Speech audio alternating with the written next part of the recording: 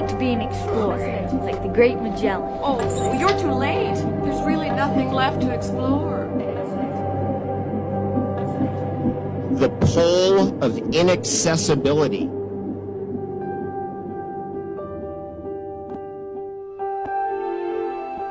Don't be afraid.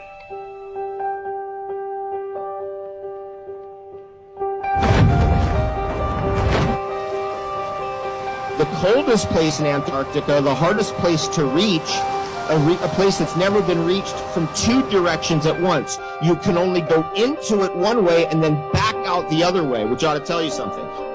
You go in one way, you have to go back out the way you came. It's called the pole of inaccessibility. In the South Pole, it's the coldest place on Earth, the most difficult place on Earth to reach. 360 is a whole turnaround, but we have 365 days. When you start putting the sun's motion, the moon's motion, and the star's motion together, it's irrational. They don't make sense. So you end up with Mayan calendars just trying to get an accurate of where we're going into the future, because these three clocks don't match up with each other. That indicates intelligence. That indicates that we're in a realm, not a planet. We're in a realm of some sort. The sun's motion and the sun's timing system can't be exactly correlated precisely with the moon's. Indicate the heavens move, Earth doesn't move.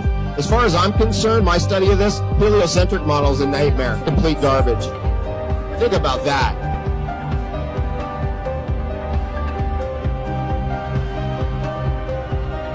Like opening up the door to another world. Are you ready?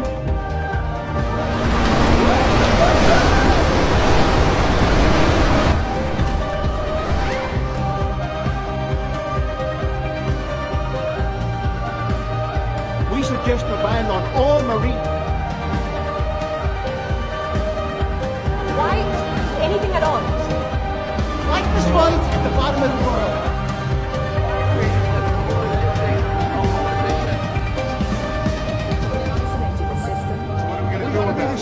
Bang up the sign, no fishing. Our very distinguished guest for this evening is Admiral Richard E. Byrd. Admiral Byrd, you've been to both the North Pole and the South Pole. Is there any unexplored land left on this Earth that might appeal to adventurous young Americans? Yes, there is. And not up around the North Pole, because it's getting crowded up there now, because they find out it's really usable, not only to live in, but militarily. But strangely enough, there's left in the world today an area as big as the United States that's never been seen by a human being.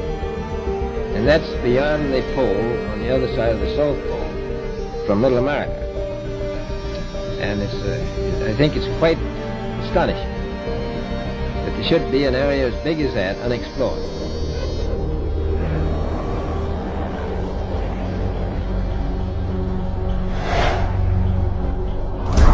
It is the most isolated landmass on the planet.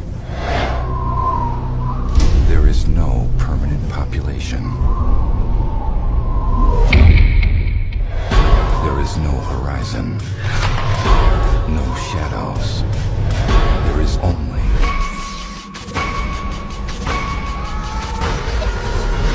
white. Nature never intended for you to survive here. You want answers! I want the truth! You can't handle the truth! Son, we live in a world that has walls, and those walls have to be guarded by men with guns. Who's gonna do it? You? In the currently most accepted model, Antarctica is not a continent, but a 360-degree landmass made up of ice that holds the oceans within. The Gleason's map is basically an azimuthal equidistant projection, which can be traced back to the year 1000. The AE map is also an official map of the United States Geological Survey, the USGS, and the official logo for the United Nations. We don't have time for a meeting of the Flat Earth Society. That is the ideal that this body at its best has pursued. Of course, there have been too many times when collectively we have fallen short of these ideals. The oldest known globe in the world is from 1492. This is something you need to keep in mind because many people argue that the azimuthal equidistant map is just a flattened out version of the globe, when in fact the globe is just a rounded version of this true world flat map. If the flat map came first and it has the ability to convert into a globe without any problems whatsoever, then that should tell you a little bit about how this globe deception was achieved. Now, back to if there is an edge or not. There is no proof that there is an edge past the Antarctic ice wall, but it is speculated by many that perhaps the plane that we live on is either extremely expansive or it's possibly endless.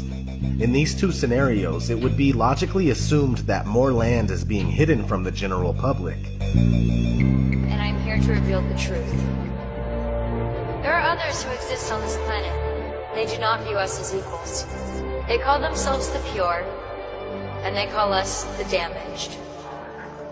They created a wall to divide us from their world, and factions to divide us from each other. They tried to make us forget who we are, and where we're from, but they did not succeed. And we're gonna tear down their wall. For those who control the levers of power in Washington, and for the global special interest, the political establishment that is trying to stop us is the same group responsible for our disaster. It's a global power structure that is responsible for the economic decisions that have robbed our working class, stripped our country of its wealth, and put that money into the pockets of a handful of large corporations and political entities. The only thing that can stop this corrupt machine is you. We believe there will be those among you who will transcend these factions. These will be the divergent. They are the true purpose of this experiment. They are vital to humanity's survival. If you're watching this now, then at least one of you is proof that our experiment has succeeded. The time has come for you to emerge from your